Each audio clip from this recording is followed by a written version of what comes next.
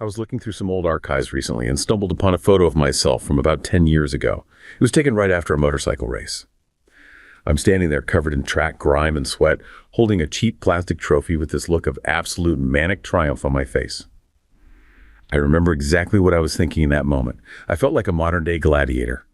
I was telling everyone around me about mastery, discipline, and the stoic virtue of facing danger. To me, that photo represented the peak of my free will. A man consciously choosing to push the limits of existence. But looking at it now, I don't see a hero. I see a mechanism. Because I also remember what happened exactly 45 minutes after that photo was taken. The adrenaline wore off, and I was sitting alone in a quiet trailer, staring at a blank wall, consumed by a void so deep it felt like clinical depression. The transition was instantaneous and brutal. 1 minute I was on top of the world, the next I was desperate, anxious, and already scanning the horizon for the next risk, the next fight, or the next romantic conquest, just to feel normal again. That specific crash, from conqueror to empty shell, exposed the humiliating truth. I wasn't a philosopher-athlete making profound life choices. I was a lab rat, pressing a lever. I realized that the bravery I was so proud of was just my brain demanding a chemical fix, and the moment it got what it wanted, it abandoned me. I thought it was driving the bike, but really, the dopamine was driving me. No. That experience, that crash from conqueror to mechanism, really exposes this humiliating, but I think universal tension. We all feel like the driver, right? The conscious agent of our lives, making these profound choices. But the self we believe we are might be nothing more than a highly complex biological machine, and it's running some incredibly old yet brutally effective software that was designed for survival, not happiness. So our mission in this deep dive is to investigate exactly that tension. We've looked at the neurochemical reality of our choices and how that reality is being challenged and, frankly, just exploited by modern technology. We're trying to find the dividing line, if there even is one, between genuine free will and just a chemical imperative. And we're going to frame this deep dive for you through 3 really critical lenses. First, we have to establish the neuroscientific baseline. I mean, how does cutting-edge research actually map our decisions before we're consciously aware of them? This is the argument for, neurochemical determinism, and the evidence is it's far more powerful than most people realize. Right. Second, we'll move from that single moment of choice to the consequences of constantly seeking. We'll analyze the immediate fallout of this mechanism, this exhausting reality of the hedonic treadmill. It's why pleasure is always temporary, and why constantly chasing bigger and better highs is a biologically guaranteed path to feeling worse, not better. The great futility, as it were. Exactly. And finally, we'll transition from that individual struggle to systemic exploitation. We'll examine the ethical traps that pop up when this inherent biological vulnerability is weaponized by corporations. We're talking about how tech companies have industrialized the dopamine chase, turning our intrinsic drive for satisfaction into, well, the attention economy's most valuable commodity. Okay, let's unpack this. We have to start with the science, because that's what makes the entire philosophical house of cards, potentially crumble. The core question from that opening story is, it's haunting. Was the decision to race a profound choice based on mastery, or was it just the brain demanding a chemical fix? And to answer that, we have to look at the absolute cutting edge of cognitive psychology and neuroimaging. We need to look at what you could call the brain's dictator, or maybe the story of the passenger in the driver's seat. There's this compelling case study about a man we'll call Elias, a semi-pro downhill mountain biker. Right. And his entire identity was built on these split-second, high-stakes decisions. Exactly, the very definition of intentional action. So Elias volunteers for this cognitive neuroscience study, and he's inside an fMRI scanner. The instruction is simple. Just press a button with either your left or right hand whenever you feel the spontaneous, free urge to do so. And the key here, as you pointed out, is that the researchers weren't really studying when you pressed the button. They were trying to identify the moment the brain committed to the choice, that precise instant the neural circuits prepared the action. And here is the truly chilling finding, which has been confirmed by these ultra-high field fMRI studies. Researchers could predict which button Elias would press up to 7 seconds before Elias was consciously aware of his own decision to move. 7 seconds. I mean, that's an eternity in brain time. You're sitting there thinking, you're weighing the options, left or right, maybe I'll go left. But the scientists in the other room, they already know the outcome. It feels like a betrayal of the self. If the action is prepared that far in advance, what is consciousness even doing? That's the crux of the challenge. The conscious decision, in this light, it looks like it's just the very last step. It's like consciousness is just receiving the memo. The data shows that the motor planning areas had already prepared the action much, much earlier. But to really appreciate the significance of 7 seconds, we need a little historical context.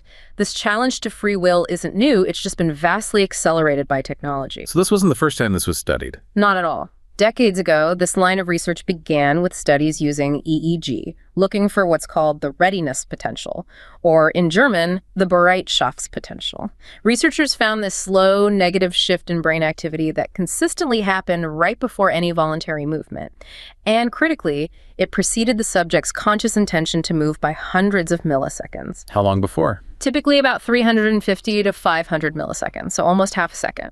So even back in the 1980s, we knew the brain started preparing the action before the eye in our head decided to act. But that half-second gap, I can see how that could be dismissed. Maybe it's a timing error or just the brain, warming up. So how did modern science make that jump from half a second to 7 full seconds? That leap was fundamentally technological and methodological. The early studies were often criticized because that time window was so short, less than half a second. And as you said, small timing judgment distortions could cloud the results. More importantly, those EEG studies were only looking at these gross electrical signals over movement-related brain regions. So they were probably only capturing the very late stages of motor planning. Just the final execution order, not the deliberation. Precisely. The breakthrough came with modern neuroimaging and computational analysis, specifically using these ultra-high fields 7 Tesla scanners 7T, and a technique called multivariate pattern classification, or MVPC. This is where it gets a little more complex, but the payoff and insight is just huge. Can you break down MVPC for us? Because that definitely sounds like textbook jargon, and we really need to understand why it gives them this predictive power. Okay, think of it this way. Traditional fMRI analysis, which is called univariate analysis, looks for general activity. It might say, this region of the brain is hotter than that one. It's just looking at the volume of brain activity. Like a light switch being on or off. Exactly. MVPC, on the other hand, is capable of decoding the specific content of the decision. It's not looking at the volume, but at the fine-grained patterns of neural activity across a whole cluster of thousands of neurons. So it's more like reading a barcode than just seeing if a light is on. That's a great analogy. Imagine those 2 buttons left and right. Univariate analysis might just see that the decision-making area is active. MVPC can look at the subtle distributed pattern of activity within that area and say that specific pattern always leads to a left press, and this slightly different pattern always leads to a right press. It lets researchers decode the specific outcome from these subtle activity patterns, which are completely hidden from general observation. That is a critical distinction. So they were looking for the decision's fingerprint, not just the light turning on. And which area held that predictive fingerprint for a full 7 seconds? That was the frontopolar cortex, or FPC. It corresponds roughly to Brodmann Area 10. Where's that? It's located right at the very front of your brain, at the highest level of the prefrontal executive hierarchy.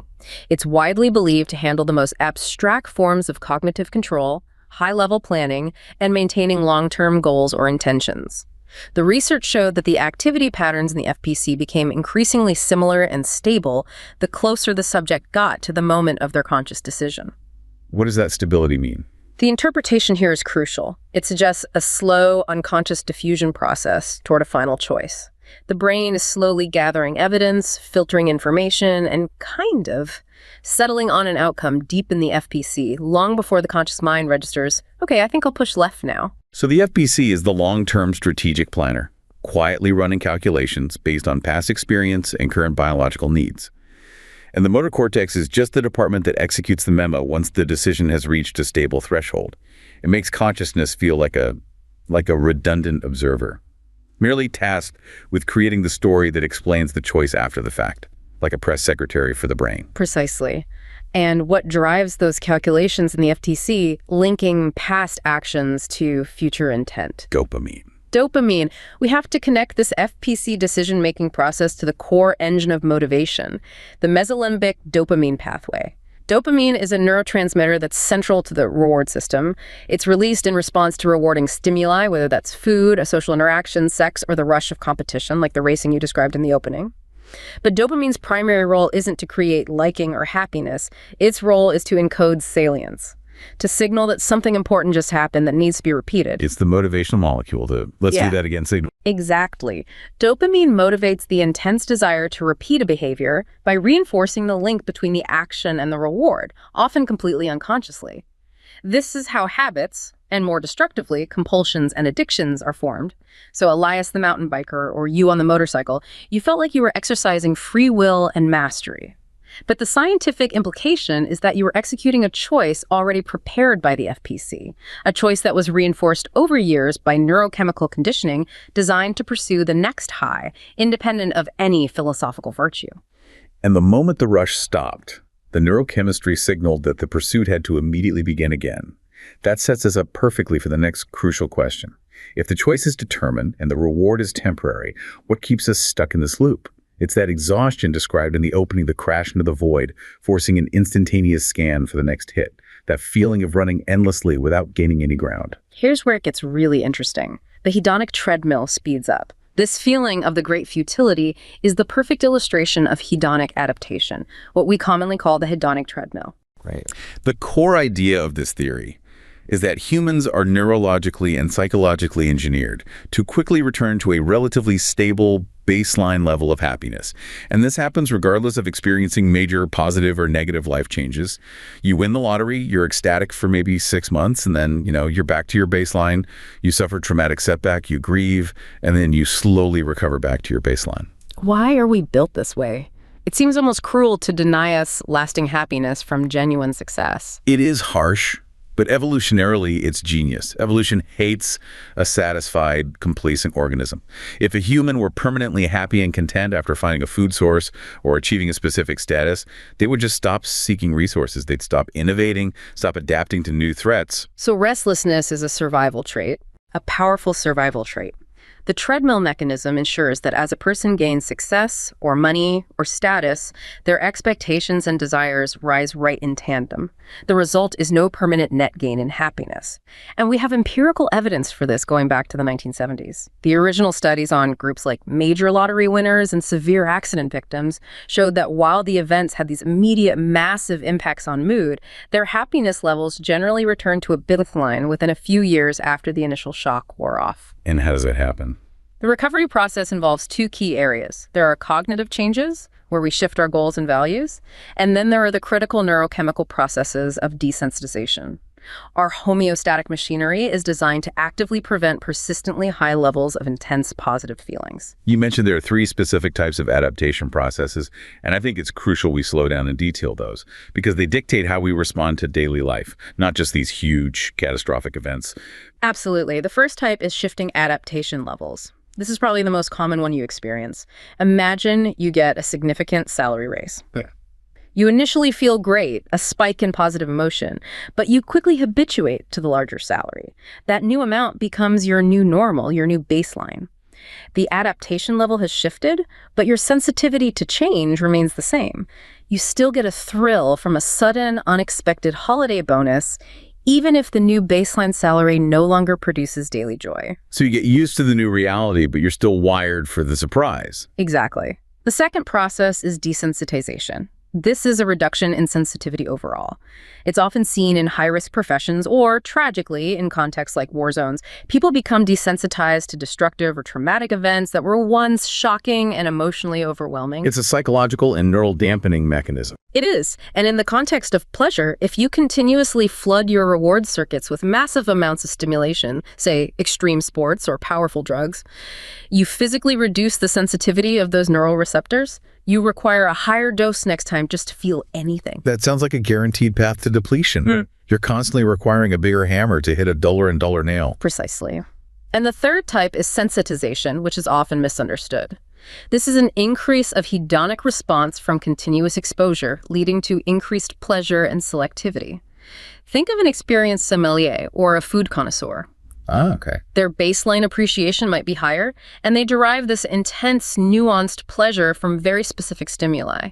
But even this higher, more selective appreciation is temporary. It requires specific, deliberate engagement, and it still succumbs to the temporary nature of pleasure once the stimulus is removed. The reckless pursuit mentioned in the opening, the racing, the climbing, the conquest, it all speaks to this biological imperative, this need to constantly seek higher and higher doses of stimulation just to stay afloat, just to override that homeostatic pull. And that brings us to the really profound distinction between wanting and liking, which to me is the true deep dive into human unhappiness.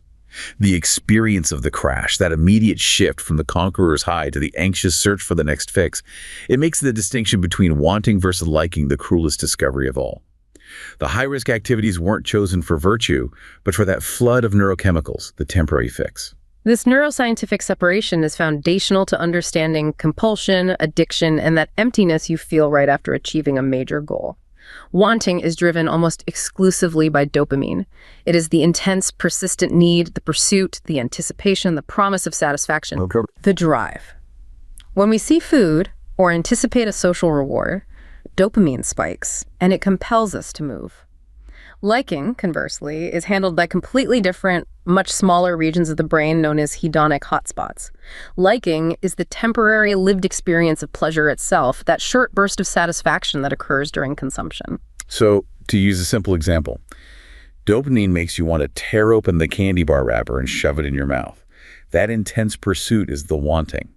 But the actual moment-to-moment experience of tasting it, the liking, that's handled by a different mechanism entirely. And here's the paradox that leads to the emptiness and the great futility we talked about earlier. The pursuit, the wanting, driven by dopamine, takes up far more mental and chemical energy than the actual consumption, the liking. So the hunt is bigger than the kill. Much bigger.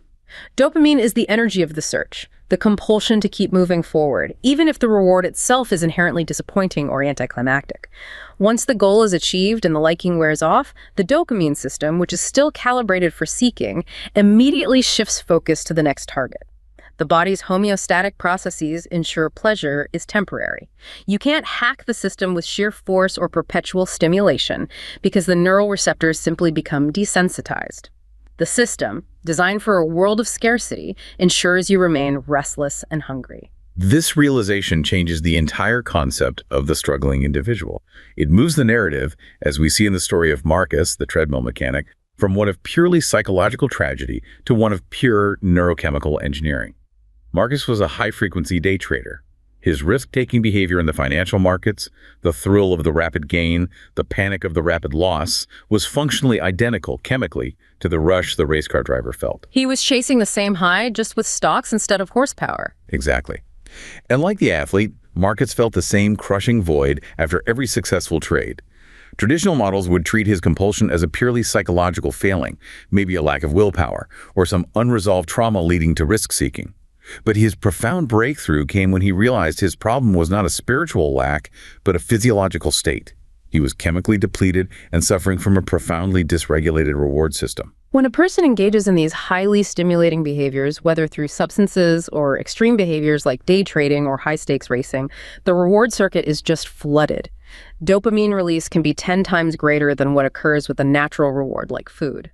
This causes rapid dopamine sensitization, which paradoxically leads to an even stronger craving and compulsion to use again, regardless of the negative consequences. So the brain gets chemically overwhelmed, and that massive, unsustainable high becomes his new, destructive, normal baseline.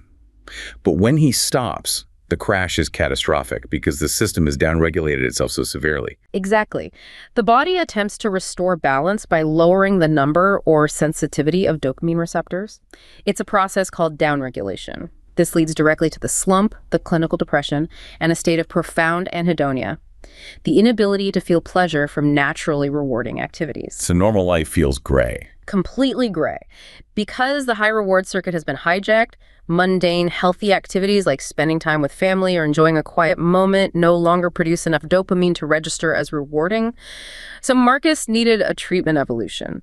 The shift in modern protocols is moving beyond purely psychological models to integrating this neurochemical understanding. This includes methods like controlled dopamine fasting or specific medications designed to help resensitize receptors and, as one source put it, repair the brakes on a car that only had an accelerator. That analogy, a car with only an accelerator, is perfect for the modern condition. The scientific takeaway is that you cannot break through these biological limits using sheer willpower alone.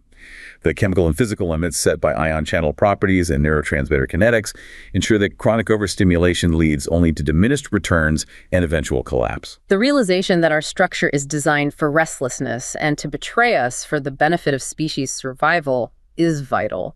It shifts the entire conversation away from moralizing, away from calling someone weak, and toward understanding them as a physiological system running on flawed but ancient software. And if that biological imperative is a vulnerability, the next logical step is to ask, what happens when the world's most powerful corporations realize they can industrialize that vulnerability for profit? So what does this all mean? The weaponization of the reward system. We have to transition from the individual struggle of Elias and Marcus to the corporate design philosophy that actively seeks to exploit the precise chemical mechanisms we just discussed. And this takes us to the ultimate ethical frontier, what we could call the architect of the lever, focusing on the insights of former UI/UX designers, like one we'll call Sarah. Her team, and teams across the tech sector, explicitly studied the core principles of the Skinner box experiments from behavioral psychology. The famous rat in a box. The very same. Yeah. The Skinner box demonstrated that if a lab animal presses a lever and always gets a pellet, it presses a lever consistently but predictably. However, if the reward schedule is variable and unpredictable, sometimes a pellet, sometimes nothing, sometimes 2 pellets, the animal presses the lever compulsively, maximizing the behavior until exhaustion. It's the uncertainty that gets you hooked. It's the uncertainty. These variable reinforcement schedules maximize dopamine release because that uncertainty generates maximum anticipation and seeking behavior. They weren't just creating platforms. They were building highly effective digital slot machines designed to leverage human neurobiology. That's the design intent. The sources we looked at confirm that features that appear benign are, in fact, intentionally addictive design elements meant to maximize time on platform at the expense of user autonomy.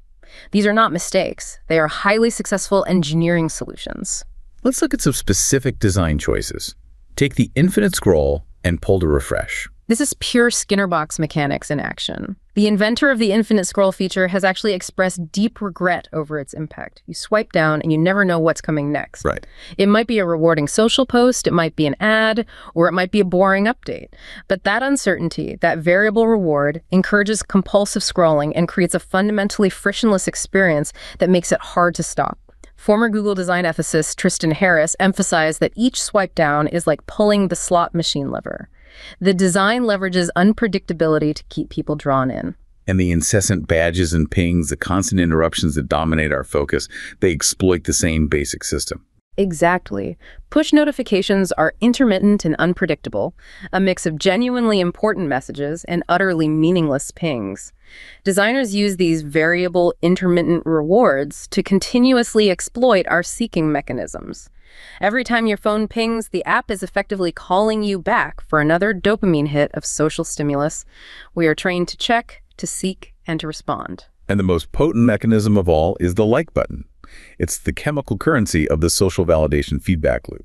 That feature was engineered to tap directly into our fundamental need for social approval, which activates the very same reward regions of the brain, like the nucleus accumbens, that respond to food or money. The system delivers a little dopamine hit every time you post or interact, encouraging more sharing and engagement. Facebook's own founding president, Sean Parker, admitted that the goal from the very beginning was to consume as much of your time and conscious attention as possible. It's a system designed to exploit a deep vulnerability in human psychology. It transforms social interaction into an addictive loop, fostering a dependency where endless feeds and likes become these anticipated triggers, powerful enough to alter our neural pathways over time. And let's not forget the algorithm. The sophisticated machine learning used by these platforms acts as the ultimate architect of addiction. The feed is not a neutral collection of posts. It is an intelligent, personalized engine tailoring content to maximize engagement and deepen the activation of those reward centers. So it learns what gets you going. The system learns what triggers your personal dopamine spike, whether it's outrage, belonging, humor, or novelty, and it feeds you more of it, ensuring you stay hooked and scrolling. This is where we move past psychological insight into the harsh reality of the corporate mindset. These platforms are not accidentally addictive. We have access to internal documents and whistleblower accounts that confirm the addiction is intentional. The documents released by whistleblower Frances Haugen showed that the company insiders were painfully aware of the harm they were causing. They admitted that the initial goal was simply to consume as much of your time and conscious attention as possible. But more damningly, their internal research showed measurable, undeniable harm, especially to vulnerable groups. The data points are they're staggering. A 2019 internal slide stated that they knew they were making body image issues worse for 1 in 3 teen girls, specifically referencing Instagram's effect. They acknowledged that teens blamed the platform for increasing anxiety and depression. And consider the most devastating statistic from their own analysis. Among teens who reported suicidal thoughts, 6% of American users and a staggering 13% of British users trace those thoughts back to Instagram. This isn't just correlation. This is internal recognition of a causal link between platform design and severe mental distress. It is. That is an overwhelming level of harm to knowingly continue facilitating. It shows that the company consistently prioritized maximizing engagement and profit over user safety, even when their own internal metrics showed serious risks of addiction and mental health decline. And it underscores the intentional nature of the addictive design. But we have to understand why adolescents are uniquely vulnerable to this specific reward system. Why are the consequences on developing minds so much more severe? Because the adolescent brain is still rapidly maturing, particularly the prefrontal cortex, the area responsible for executive control, rational decision-making, and impulse control. The brakes of the brain. Exactly, the brakes. This immaturity makes teens highly sensitive to social rewards and peer feedback. Social media provides an endless, hyper-efficient stream of exactly this feedback, which the teen brain is neurochemically wired to crave. They are perfectly susceptible to these persuasive design tactics. The statistics really bear that out. They're horrifyingly clear. A comprehensive meta-analysis found a clear dose-response relationship between social media use and adolescent depression. For each additional hour per day spent on social media, the risk of depressive symptoms rose by 13%. And critically, heavy users, those spending 5 or more hours a day, are approximately twice as likely to be depressed as non-users. That indicates a powerful negative influence that cannot be dismissed as just a social trend. It's more than that. The pattern of excessive screen exposure has been shown to have effects similar to habitual addictive-seeking behaviors on the neural inhibitory control system. This exposure can potentially result in weaker function in the prefrontal cortex and augmented reward-seeking behavior. The documented increase in teen depression, anxiety, self-harm, and suicide attempts that coincides with the ubiquity of social media suggests that the platform's engineered addictiveness has created a major public health crisis by hijacking the very development of the adolescent self. And if the design is intentional and the harm is known, then the problem isn't just behavioral or neurochemical, it's legal and systemic. This leads us directly to the ethical frontier, autonomy and the illusion of consent. The question is, if corporations are systematically weaponizing a known biological vulnerability for profit, how do they legally shield themselves from the fallout? They shield themselves through what we call the legal camouflage. Manipulative terms and conditions, or TOS. Privacy policies and terms of service are notoriously dense, legally complex, and lengthy documents. They're designed to be incomprehensible. Studies consistently show that nearly 80% of users accept these terms without even glancing at them, effectively signing away their rights without any semblance of informed consent. It is the biggest act of intellectual surrender we perform multiple times a day. We just click, I agree, and effectively surrender our data rights. And it is a calculated illusion of informed consent. These are almost always unilateral, non-negotiable agreements, presented as a take-it-or-leave-it contract. You must agree to the terms or you are denied the service. Once that button is clicked, users have often surrendered the ability to contest or even understand the vast scope of how their personal data will be used, shared, and monetized. And it goes deeper than that. Much deeper. These documents commonly contain mandatory binding individual arbitration clauses and waivers of the right to class action lawsuits. This means that if a platform causes you measurable harm, whether through addiction, data misuse, or promoting dangerous content, you are often left without effective legal recourse. You're forced into private arbitration, which, let's be honest, almost always favors the corporation. And we have real-world examples of how these tiny, often ignored clauses can have just devastating consequences. We see this starkly illustrated in the case of the wrongful death suit involving Disney+. Disney countersued the grieving husband of a wrongful death victim, arguing that he had waived his right to legal action against the company by agreeing to the Disney Plus mandatory arbitration clause when he activated a free trial of the service on his PlayStation years earlier. That's unbelievable. A routine digital sign-up, retroactively used to sidestep accountability for a life-altering incident. It just highlights the profound power imbalance embedded in these agreements. And this problem is further compounded when vulnerable populations are involved. Consider the case of sensitive personal data identifiers, geolocational data, commercial information collected by platforms like Pinterest on children, like an 8-year-old who creates an account. This data is collected and shared with third parties, advertisers, ISPs, resellers, under terms that a child could not possibly meaningfully consent to. Yet the legal framework protects the platform's ability to extract and sell that information regardless of the user's cognitive maturity or ability to understand the consequences. So the data is collected, often without our awareness, sometimes without our ability to consent, and then it's weaponized. This systematic exploitation reached its most alarming public crisis point with data as a weapon in the Cambridge Analytica scandal. The scale of that leak was just massive. Yeah. Millions of Facebook users' personal information, including personally identifiable information and financial data, was harvested without consent via a seemingly innocuous third-party personality quiz app. This affected over 87 million users globally. And it wasn't just stolen, it was used. And that was the real ethical shock how this data was used. It became weaponized data, used to create detailed, intricate psychographic profiles for political advertising during the 2016 US election and the Brexit campaign.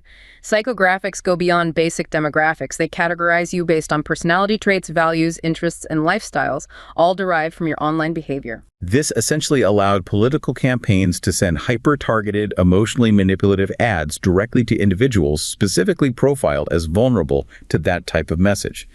It's a massive, unfair advantage built on stolen and leveraged data. Exactly. This capability, the ability of platforms to amplify certain messages and suppress others based on weaponized behavioral and psychographic data, it presents a fundamental threat to democratic institutions.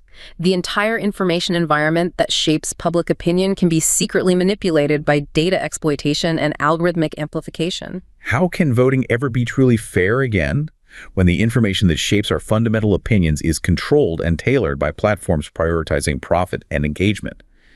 This manipulation, combined with those opaque legal waivers we just discussed, creates a profound crisis of trust in our own free will and the integrity of democracy itself. And that's where the violation of democratic principles occurs. It's when individuals are coerced into compulsive behavior, undermining the fundamental ideal that personal choices should be free from systematic manipulation. Which means we need reform. There's an urgency of reform.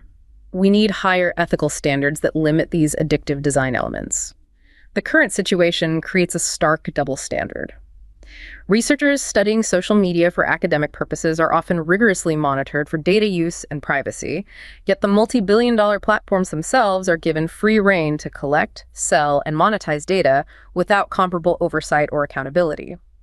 The unchecked power of these corporations, driven by the imperative to maximize attention by exploiting our dopamine loops, is creating a future where digital integrity is continuously undermined. This brings us to the end of our deep dive. We started with that feeling of heroic freedom, the man pushing his limits on the motorcycle, only for that feeling to crash into a realization of chemical emptiness. We followed that thread into the lab, finding that the emptiness is a predictable biological response, the hedonic treadmill pulling us back to baseline. And we found that the pursuit of the next high is, in fact, the core design philosophy of our neural architecture, an architecture which is now systematically exploited by powerful technological platforms. The central finding we have to reiterate is this. We are complex biological systems running old software. We are restless, wanting machines. Our consciousness tells stories of virtue, mastery, and free will, but the neural circuits had already prepared the choice seconds prior in the frontopolar cortex, driven by the mesolimbic pathway. We are not free agents looking for profound tasks. We are dopamine-driven mechanisms seeking guaranteed, if temporary, stimulation. And here is the darkest, most unsettling realization from the opening text. Knowing the trap exists does not free you from it. You can know everything about the frontopolar cortex, the mesolimbic pathway, the physics of neurobiology, and still be constantly scanning the horizon for the next hit. Because you're not in charge of the process, the system is in charge of you. We cannot break into the dopamine system with sheer willpower. We can't simply choose to stop feeling hunger or desire. But the closest thing we can get to autonomy, the closest we can get to freedom, is that dark, unwavering awareness of the trap.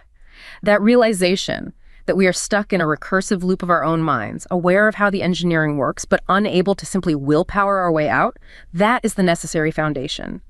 This awareness is the beginning of navigating the engineered self. It's the first step in seeking purpose and real connection over the endless chase for temporary neurochemical highs. Thank you for joining us on this deep dive into the architecture of the self.